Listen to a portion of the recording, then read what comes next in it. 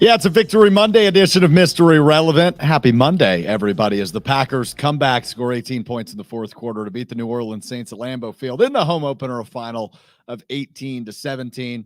Badgers get a win on Friday over Purdue with a hot start, a big win, 38-17, in their Big Ten opener as they head into the bye week. We'll talk more Badgers later in the week because today is all about Jordan Love. It's all about the Green Bay Packers, and it's all about what's coming up on Thursday. A first place in the NFC North game between the Detroit Lions and the Green Bay Packers at Lambeau Field Thursday night on Amazon Prime.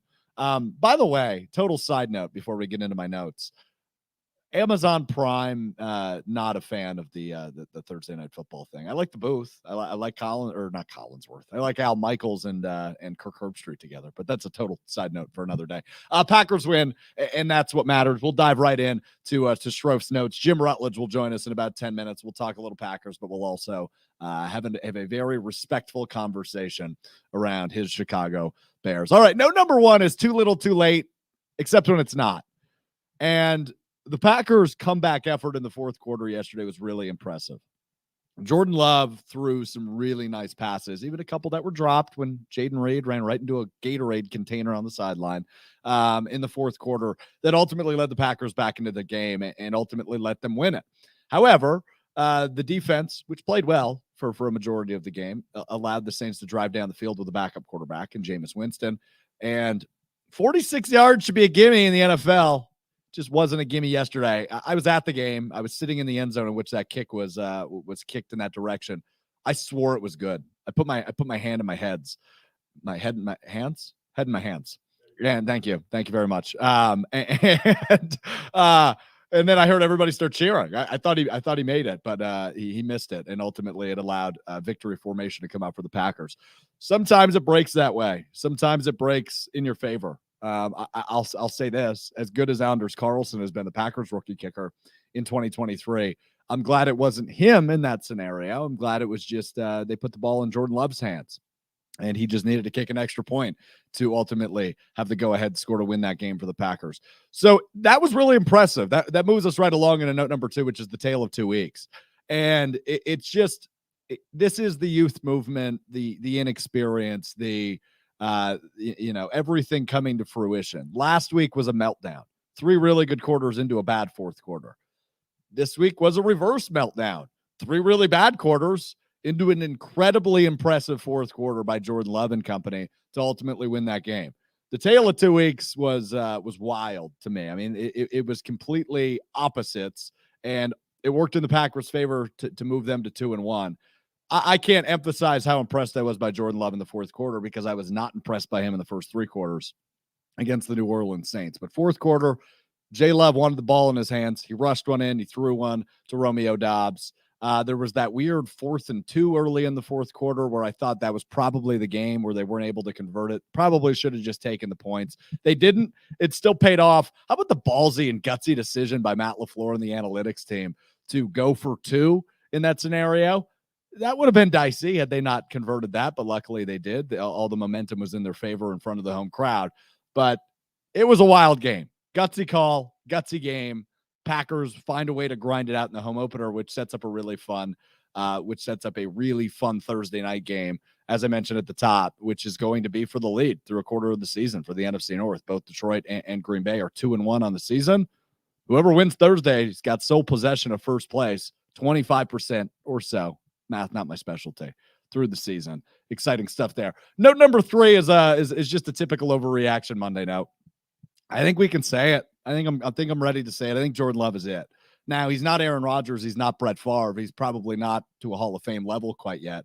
But I am really impressed with the way he's been able to deal with adversity like he did on Sunday against the Saints, and the way he's been able to keep his poise and comfortability throughout the game. I think a lot of young quarterbacks, and we've seen this in the league already through 3 weeks this year, young quarterbacks don't always respond really well to being shut out through 3 quarters like the Packers were on Sunday.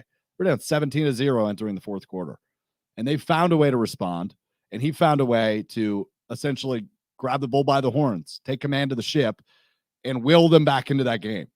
That was really impressive by Jordan Love. I was really thrilled with how that turned out and the command and the poise he showed And we've seen this really through the last 2 weeks. Last week's meltdown and loss to Atlanta, and now this week the comeback win over New Orleans. He doesn't let things stay with him, right? Like I remember playing middle school basketball. I was never an elite athlete like Jordan Love, but they always told you to have a short mind, a short memory, right? Forget about the last play, move on to the next. And Jordan Love epitomizes that through 3 weeks. I've been really impressed with him. I'm ready to say he's the guy. Again, I'm not ready to say put a gold jacket on him or, he's going to win the MVP, like I said, week 1. I think he is good enough to win in this offense. I was talking to somebody before we hopped on today. Brock Purdy knows how to win. Does that mean he's Super Bowl good? Maybe not. I don't know what Jordan Love's ceiling is yet still, but I think you can be comfortable saying, yeah, you can go ahead and sign the extension. I'm seriously ready to say that through 3 weeks. I think Brian Gutekunst can, as soon as next week or 2 weeks from now, lay out the contract extension in front of him and lock him up, because I don't think as many bites as the apple as you want to take with 2 second-round picks next year and obviously a first-round pick. Even if you wanted to draft the quarterback, I think you are much more comfortable where Jordan Love is at than trying to figure out if you can do better. So I'm ready to say Jordan Love's it for the Green Bay Packers through 3 weeks. My mind might change if things go completely haywire and sideways over the course of the next couple of weeks, but through 3, with a 2-1 record, 7 touchdown passes, just 1 interception, which was practically a punt yesterday against the New Orleans Saints. I'm really happy with the way he's developed and taken the bull by the horns for this team. Jordan Love is it. That's the note. Note number 4. Hope you're watching on the video stream, because this is where my artistic ability comes out. Defense. We gave Joe Barry a really hard time last week for the meltdown against Atlanta. Got to give him praise when it's necessary, and I feel like it's necessary. Against the Saints, who I thought were a pretty good offense, without Jair Alexander, the Packers defense was. They only allowed 10 points. 7 of those points were that punt return where nobody was in the area. Really weird play. But the defense was good. And Rashawn Gary was terrific. 3 sacks for him. 2 on Derek Carr before he left the game with an injury, and 1 on Jameis Winston. Defense was good. Joe Barry deserves to be praised. It's weird to say, but it's the first time this year I think we can really say that. The defense looked really, really good, and it ultimately kept them in this game. Think if the defense would have allowed 17 points, they don't win this game. Shoot, they allow 13 points. They don't win this game. And they held their ground. They kept giving the Packers offense the ball back, and ultimately it led to a win. So the defense deserves praise. I don't know how many more times I'm going to be able to get to say that this year, so I'll do it while I can. Packers defense was really good on Sunday. Hopefully they are again on Thursday. Elsewhere in the NFC North, complete meltdowns in Minnesota and Chicago. So I want to talk to a resident Bear fan, Jim Rutledge, about the total meltdown the Bears are having. They're 0-3. They lose to the Kansas City Chiefs yesterday with Taylor Swift in appearance with their new fling, Travis Kelce, which we'll get into a little bit later. Total meltdown. Defensive coordinator's out. Justin Fields probably not the guy for Chicago. So we're going to have a very respectful conversation with Jim Rutledge in just a minute. And we will also talk about the rest of the NFC North. And Jim went to a country concert on Friday, so I want to know about that. We'll talk about all that with Jim Rutledge coming up next. It's Mr. Irrelevant. I'm Alex Strouf. Our conversation with Jim Rutledge on Mr. Irrelevant is brought to you by my friends at Door County Distillery. Locally produced, handcrafted, and award-winning spirits made in beautiful Door County. They've got everything you can need and more. That blue bottle of vodka, that green bottle of gin, the award-winning whiskey, and all the in-betweens. How about that delicious cherry brandy? I've been mixing up some cherry brandy old fashions the last week or so. I'm hooked on them. They're so darn good, and they will elevate your football gathering, your holiday gathering, whatever you got coming up, elevate it. Your tailgate with Door County Distillery. Locally produced, handcrafted, award-winning spirits. Check out their website, doorcountydistillery.com, to find the retailer nearest you and to find all of their unique cocktail recipes, including that cherry brandy old-fashioned and like 85 more. It's incredible. They're all delicious. Check them out. You'll regret it if you don't. doorcountydistillery.com. That's doorcountydistillery.com.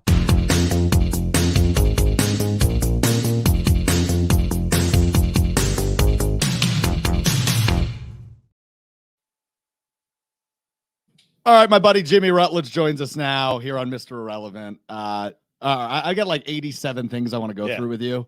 I actually want to start with the country concert you attended on Friday. Okay, yeah. So you saw who? Luke Bryan. Luke Bryan in a town I didn't know existed, Brooklyn, Wisconsin. I almost lived there. We had a house fall through on a short sale. Oh, really? Yeah. Which means, is that a farm town? Like, what is it?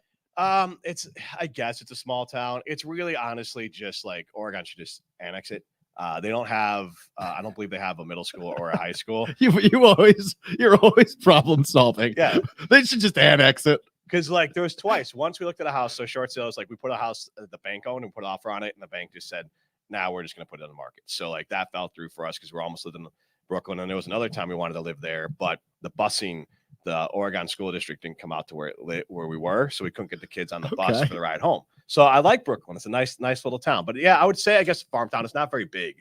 It's like a lot of towns in Wisconsin. Sure. Have a pass through. Sure. So all right. So Luke Bryan. Yeah. You were telling me off the air you don't really know who he is. I mean, I get him confused. I'll be honest. I thought it was Luke Bryant. And then who's that? Nobody apparently. And then there's Zach Bryan. Yeah. I actually like Zach. He's a big deal right now. Yeah. I like Zach Bryan as the musician. The other stuff's maybe not great as far as the drunk driving and everything. But Luke Bryan, not my. I think it's like bro country, so not necessarily my type of country.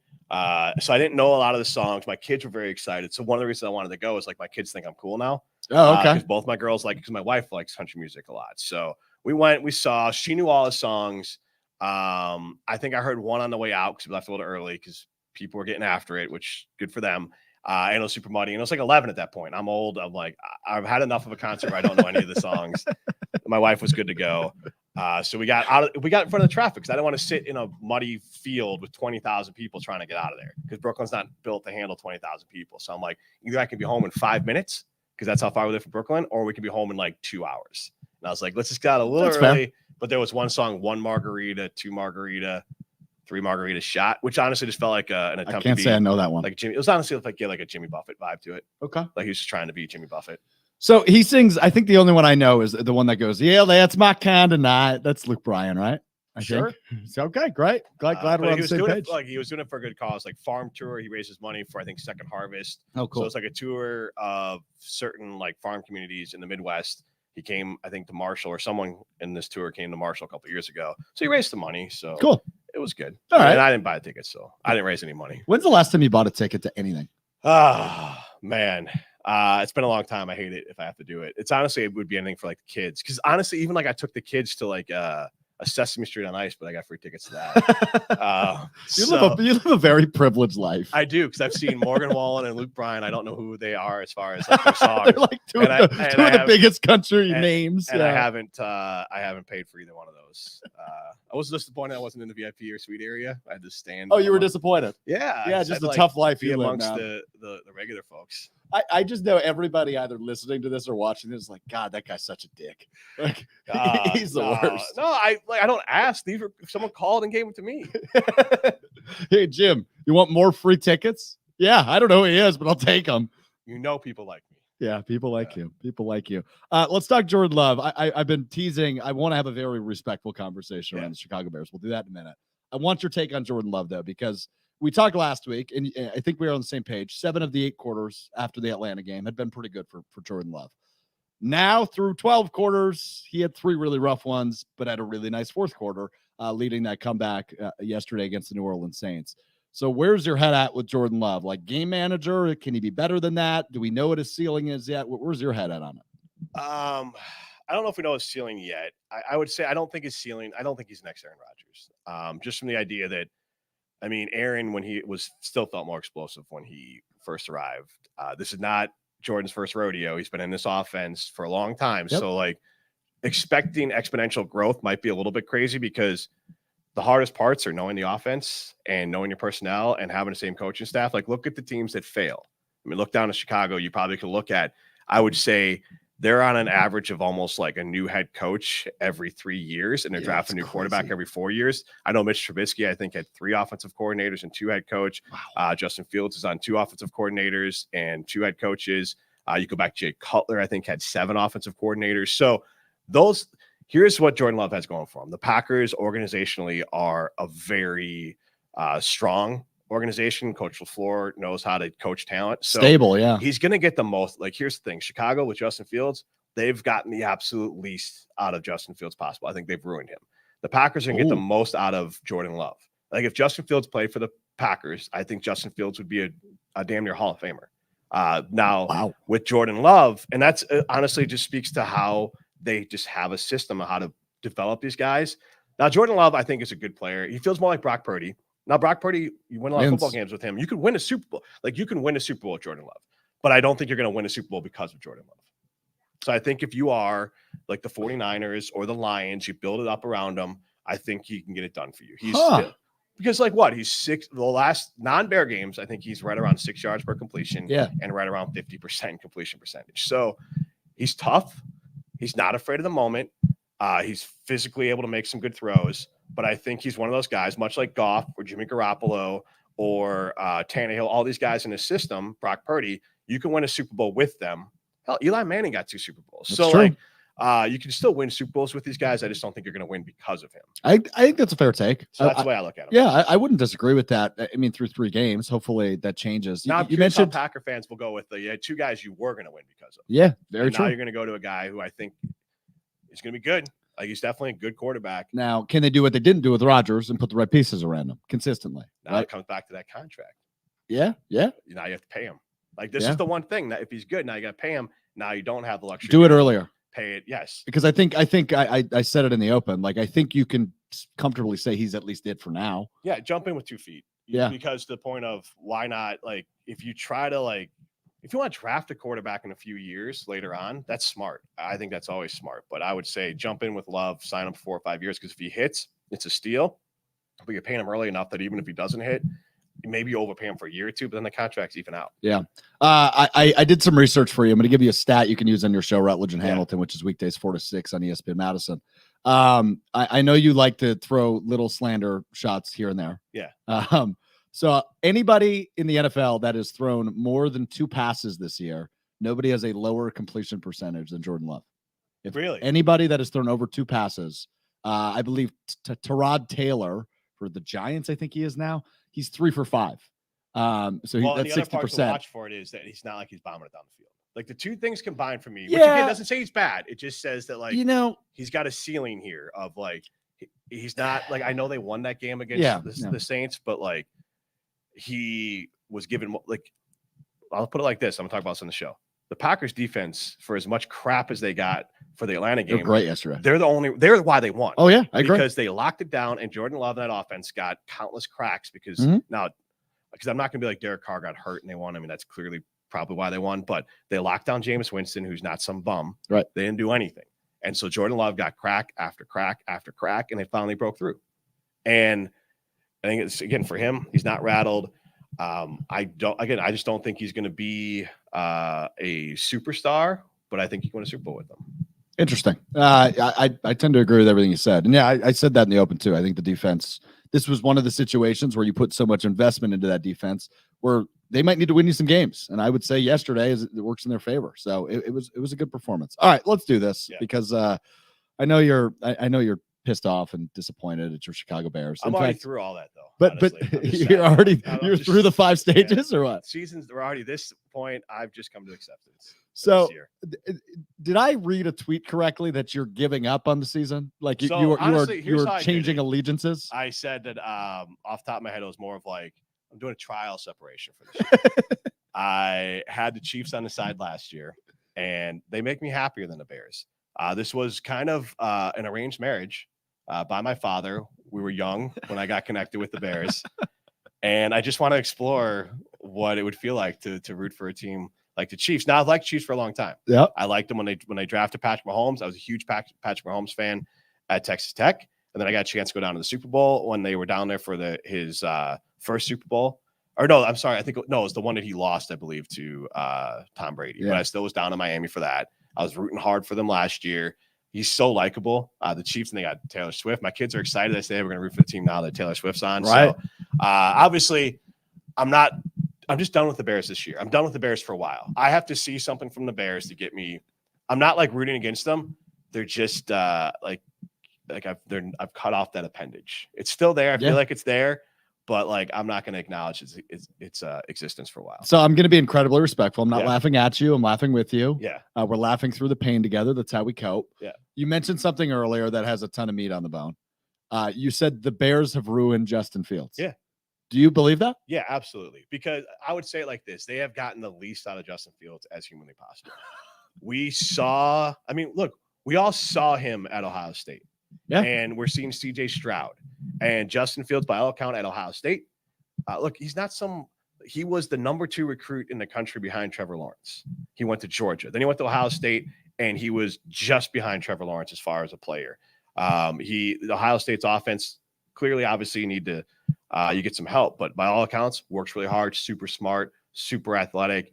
And I think Chicago looked at him and they hired, first of all, they didn't have the right coach. Matt Nagy didn't do anything to help him. Remember his first start, they put him as a drop back passer, ran the same offense that Andy Dalton ran against the Browns. He got sacked, I think, 9 or 10 times in that game. Yeah. First game in the NFL as a starter. They say, hey, drop back and throw it to a bunch of guys who aren't in the league anymore. Then they bring in Getsy, and they start horrible last year.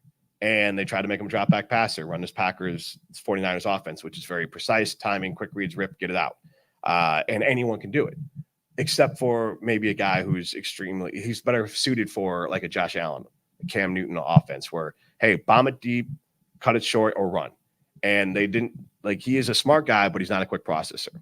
And so instead of trying to figure out how to make it work for him, they purposely tanked last year. And he still found a way with that offense. They kind of ran some sort of modified Philly offense with Ravens mixed in, and they were putting up 30 points a game.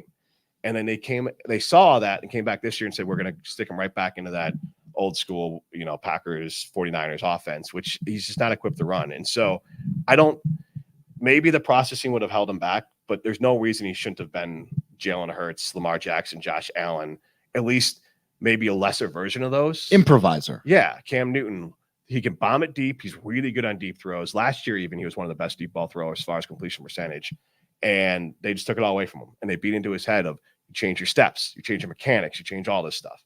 Now, the one thing again, back to organizationally, Jordan Love, he sounds like he went through all this, but he didn't play. Nobody saw it. So they changed all this, and he got to do it all behind closed doors and keep his confidence high. And so I think Jordan Love they're maximizing what you can get out of him. The Bears on the other side threw him to the Wolves with no real plan, and then tried to get him to make all these changes in gameplay. And now his confidence is just absolutely destroyed. Respectfully, yeah. You said you're through with it. Yeah, you don't sound like you're through with it. Well, I mean, I'm not getting my hopes up anymore. That's it fair. Is what it is. Obviously, obviously I'm a Bears fan, but I'm just turning towards I'm just going to focus on the Chiefs. I don't care what they do against Denver. I honestly don't care. Because this year is different. Patrick Mahomes is a rebound, Jim. He is. This isn't healthy. Well, at best case scenario, I'll be polyamorous when the Bears are good again. I like the Chiefs and the Bears. Sure. But I would say that right now, with the Bears, nothing's going to change this year. Justin Fields is cooked. They've cooked him. It's over. I don't. Again, I'm laughing with you. Yeah, no, I don't blame them. They ruined it. So at this point, I want Carolina to continue to lose, which I feel good about. And I also feel good about keep on losing if you're the Bears. Play Justin Fields, get him out there. If some miracle it clicks and it all turns fine. But I'm not invested in it. I'm not going to sit and rewatch the Bears Denver game because all the young guys this year, Darnell Wright and those.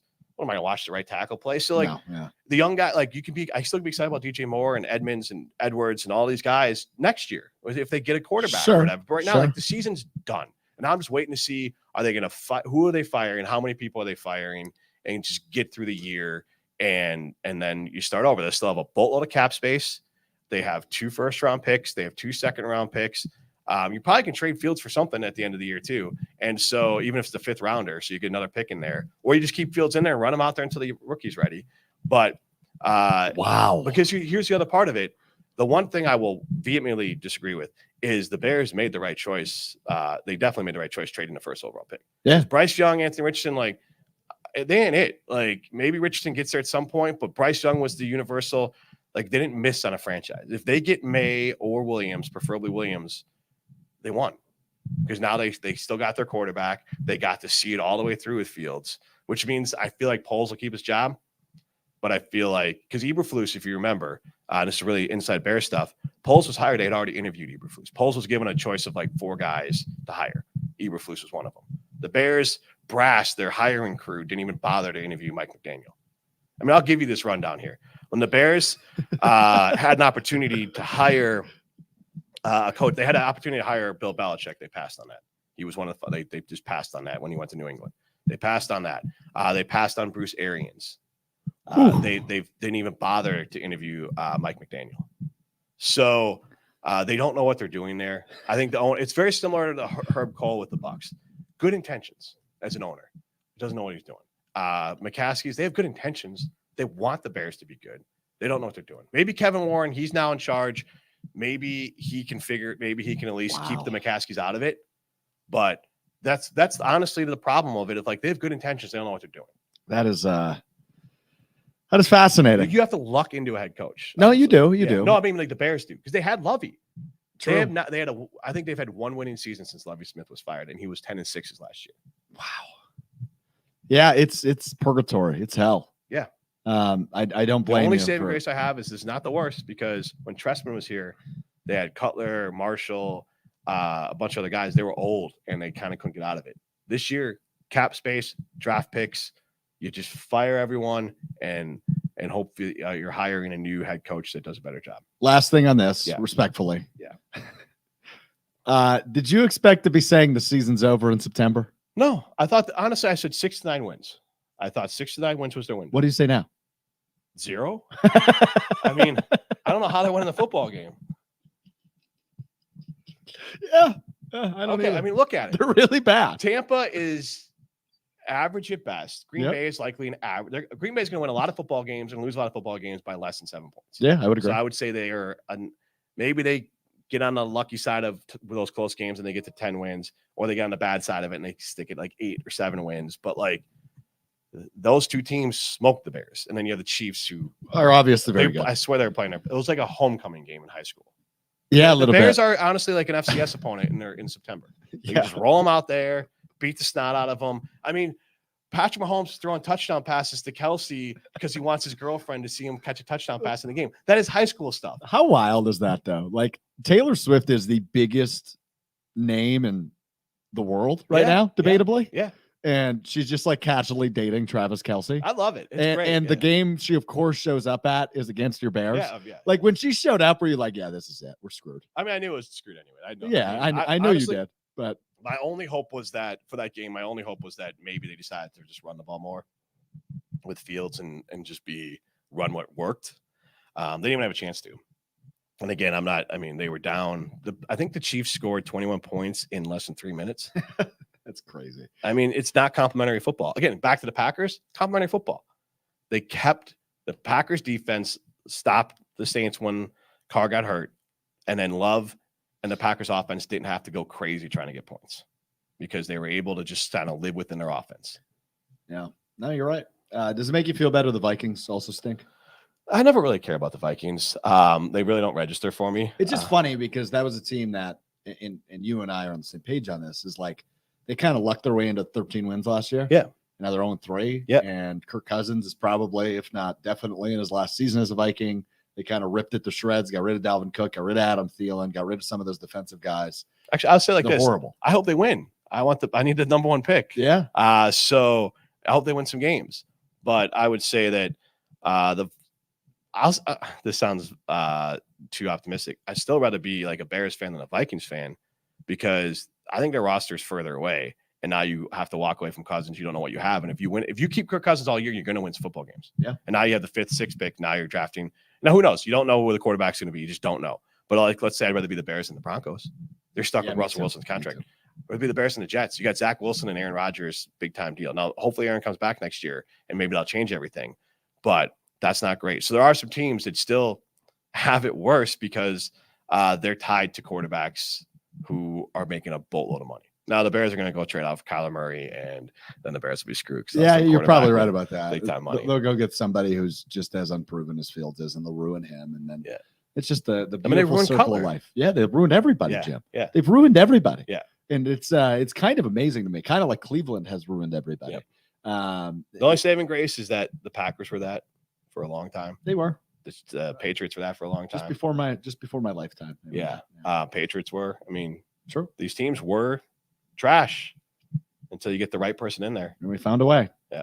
So you say the Packers can be 9-win, maybe 10-win good. Yeah. You think they win the division through 3 weeks? Obviously, the big one on Thursday. No, I mean, I guess after Thursday will be a better test. I think the Lions are just better than everyone in the division. I think the Lions will have. I think the Lions had a fluky game against Seattle, which is a solid football team. Yeah. But what, Seattle's still 2-1 now. Yep. And then the Lions, I think, are a team that I think the Lions are going to be a 5-4 loss team. Really? I think they're really well built. You think highly of them? I just think they're really well built, and I think that they can get leads and hold leads. And like for this game coming up here, it's a big test on Thursday. And Thursday night works in the Packers' favor. So like if we're just being honest, because I want to say it like this, I know you said survive in advance. Like the Packers won that game, which is all that matters. Yep, a win's a win. But they lose badly if Derek Carr plays that whole game. I don't know. I don't love hypotheticals, to be honest with you. Okay. I mean, the Saints have to score. Do I feel better about the Saints? One field goal. With Derek Carr, yes. And look, if the Saints kicker just makes his kick 46 yards, that's a gimme in the NFL. Yeah. We're all feeling different about Love, or maybe has a. I thought they missed, or I thought they made it. Yeah, I was sitting in that end zone, and I can never figure it out of the game. I never know. I put my hand or my head in my hands, and everybody around me started cheering. I was like, that looked good to me. Yeah. And I haven't seen the replay yet, so I don't know. He missed it wide right, I think, allegedly. It looked good to me in real time. Yeah, if you're at a game. So my point, and I'm not taking down the Packers win, but my point is that like the Saints are, I think, a lesser team than the Lions. I think the Saints and Packers are very similar teams. The thing with the Packers, though, and I hate doing, and I just said I hate hypotheticals, but they're so beat up, right? No Jair, no Bakhtiari, no Aaron Jones, no Christian Watson. So I'm curious how different. No Elton Jenkins. That's 5 of, if not your 5 best players, 5 of them. So that's why I'm curious how different that game looks. And you're right? Well, and that's why I felt better about the Atlanta meltdown. The Saints lost their starting quarterback, which trumps all that. Yeah. Because even Tauscher did this. He said, "Oh, look at all his money on the sidelines." What money is on the sidelines with Carr and Kamara on the sidelines? It's a lot of money. Yeah. So everyone's hurt. Everyone's got suspensions. Everyone's got something. That's going to be the year. That was my whole conversation with the Packers and why I don't see them winning the division is that they're not deep. No. And they gutted out a win, and that win is like, and they got lucky with Carr getting hurt, but they weren't. That doesn't mean you're going to win. Like they still had to do the other part of it. I believe 2 things are true. They had no chance of winning if Carr finishes that game, but they were not promised or guaranteed to win because Carr got hurt. So they had to go out and get that win. Yeah. And so like that part was impressive. Love was impressive in the fourth. And you know, you mentioned kind of the lack of deep passes he's thrown. He's thrown a few. He's gotten a lot of PIs on him, which are lucky breaks. Jaden Reed had a really bad drop when he ran into the sideline in a Gatorade container and went ass over tea kettle. I would say like if he would have caught that ball, that would have been a 40-yard gain. So I mark it like this: I don't know what it is, but I know that again, I'm an expert. I'm not bad at quarterback play. He's not bad, but I'm an expert on excuse making, and so it's just things I'm keeping an eye on. Like if this continues through let's say he does another 50 some, that means to the first quarter of the year, when teams don't have any tape on him, and he's able to run this offense without any real pushbacks. They don't know what he likes to do. He's completing the lowest in the league is completion percentage and a 6 yards per completion. It's just something to watch. Again, in no world do I see him being a bad quarterback. Yeah, I think everybody. Think of Brock Purdy. Like look at Brock Purdy. I think it was Bill Simmons was killing him 2 weeks ago in the game, or maybe it was the Thursday night game. Oh, he stinks. He got it done and they won. And that's why now like 49ers got Brock Purdy as Mr. Irrelevant. Yep. The Packers used the first round pick and traded up for Jordan Love. So those are 2 different things. That's not great, but I still think however you get that gamer type game manager is not right. I would say gamer or game manager plus. Like he can make plays. He's not just out there like Alex Smith. Alex Smith is a hell of a football player. Good quarterback. Should have gotten to a Super Bowl, got the Chiefs to the AFC Championship game, won a lot of football games. Jordan Love looks a little bit like a Alex Smith 2.0, a little stronger arm, a little bigger build. But like Alex Smith is not Hall of Fame, but Hall of very good. So could he be on the Matt Ryan tier as well? Yeah. Somewhere in that different type. I would take that. Yeah, I mean that's why I think his ceiling is.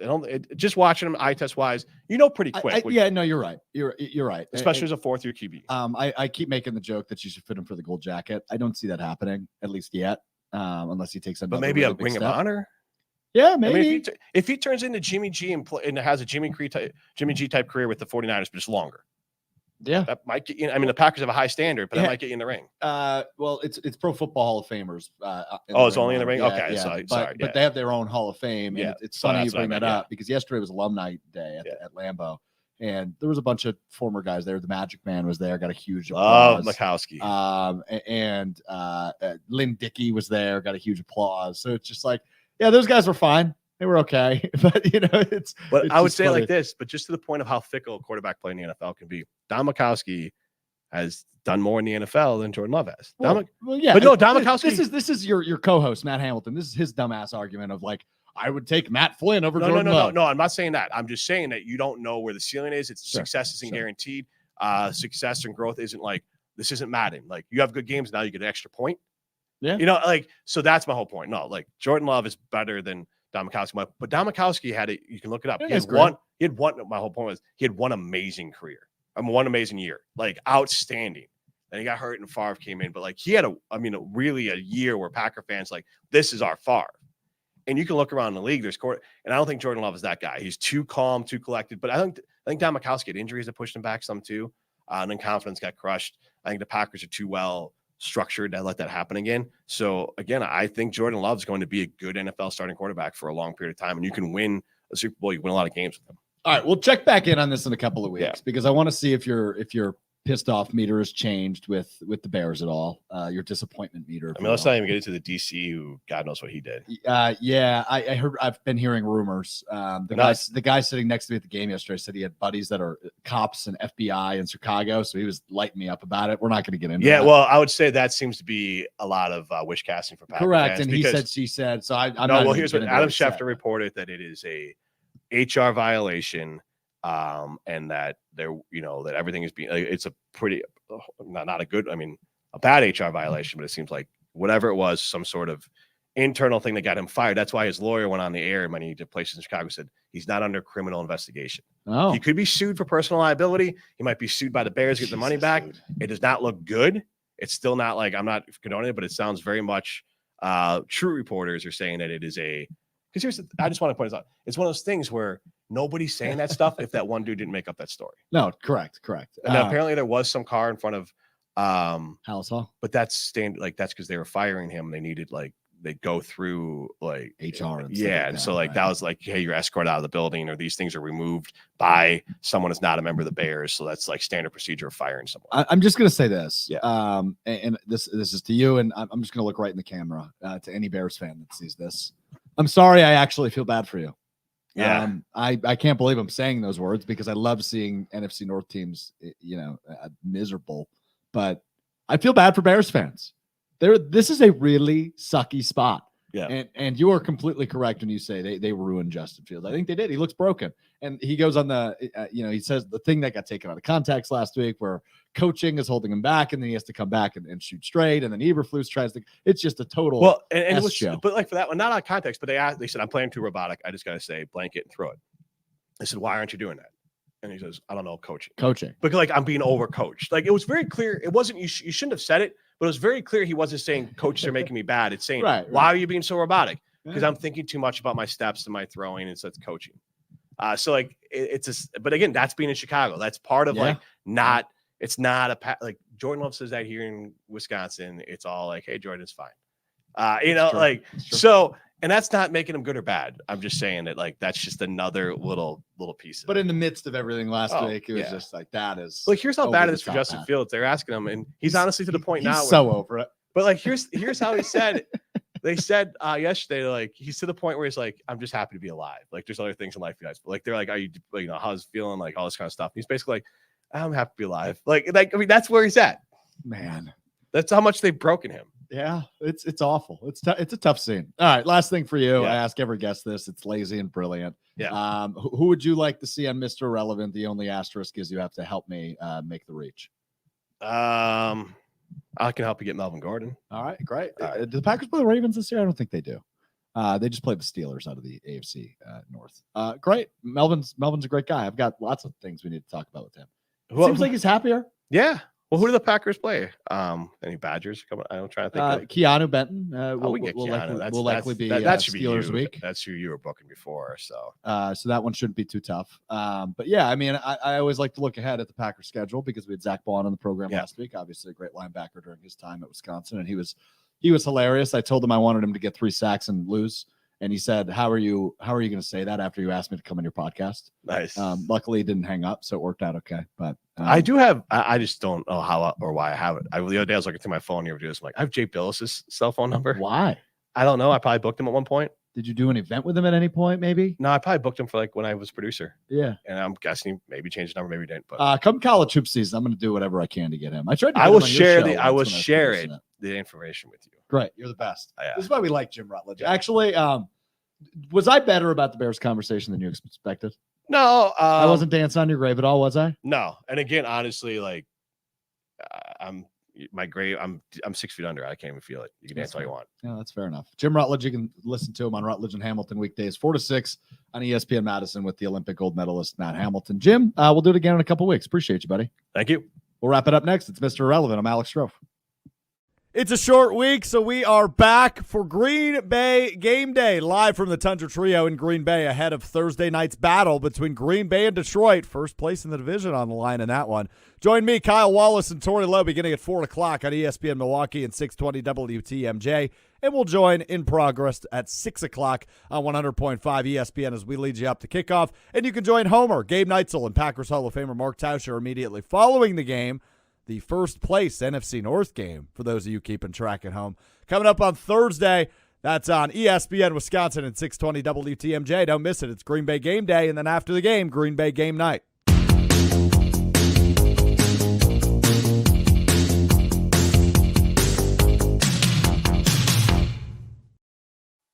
All right, let's wrap it up. It's time for What Strouf Learned. You learn something new every day, as did I over the weekend. And it's the hottest topic in the world right now. Not only the hottest topic in sports, it's the hottest topic in the world. And what I learned is where there's smoke, there's fire. Taylor Swift and Travis Kelce, certified item. I mean, we are not out of the woods of the interesting area of whether or not they're made to be. But I think we can go ahead and say that Travis Kelce is the man, and he is Taylor Swift's lover.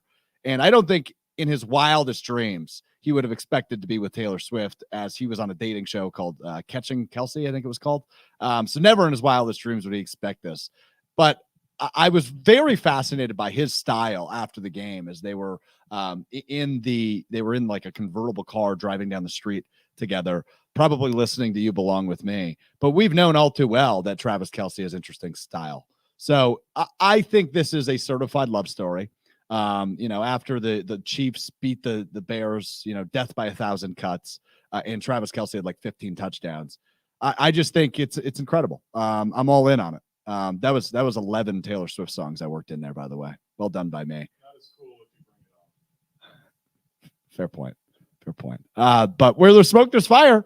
And this is the power couple of all power couples, right? Like, who needs a king and a queen when you have Taylor Swift and Travis Kelce together? Now, these rumors just started like 2 weeks ago, and Taylor Swift is already hanging out with Travis Kelce's mom. I thought that was interesting, right? Like a little soon to be meeting the parents, I thought, but whatever makes them happy, I guess. So I will be keeping a close eye on this. I usually don't give a damn about celebrity relationships, but this one is actually very fascinating to me. So I will be keeping an eye on Taylor Swift and Travis Kelce. Are we calling it Traveler? Are we calling it Tavis? I don't know. We'll work on it, but we need to figure out their nickname. I'm impressed. I'm impressed by Travis Kelce's. What do the kids say? Riz? Is that what they say now? That's the term. He pulled off, like, everybody's focused on Pete Davidson, the actor and comedian. He's got a new girlfriend. I don't know who she is. I've never heard of her. Good looking, as they all are for Pete Davidson. Everybody's focused on that. But this is like outrageous level of celebrity fame and celebrity couples. So good for Travis Kelce. Good for Taylor Swift. He is the man. I'm going to go listen to that song as we are done with the podcast. I believe Jason Wilde will join us Wednesday, kind of a pregame show for Packers Lions on Thursday. Get his through 3 games evaluation on Jordan Love. I'm fascinated by it. He called his shot yesterday. Jason Wilde did. He said, comeback win. Like, it'd be crazy if Jordan Love, great story, if he can win with everybody out of that game, right? Jair Alexander, David Bakhtiari, et cetera, all out. Aaron Jones of that game yesterday. He finds a way to win. Jordan Love does. Great story. 18-point comeback, one of the largest in Packers history. I'm riding high. It's a victory Monday. But we will turn our attention Wednesday with Jason Wilde to Packers Lions coming up on Thursday. But until then, have a great day. Take care. Be good, as Jason Wilde says. And we will talk to you Wednesday. Thanks. I'm Alex Strouf. This has been Mr. Relevant.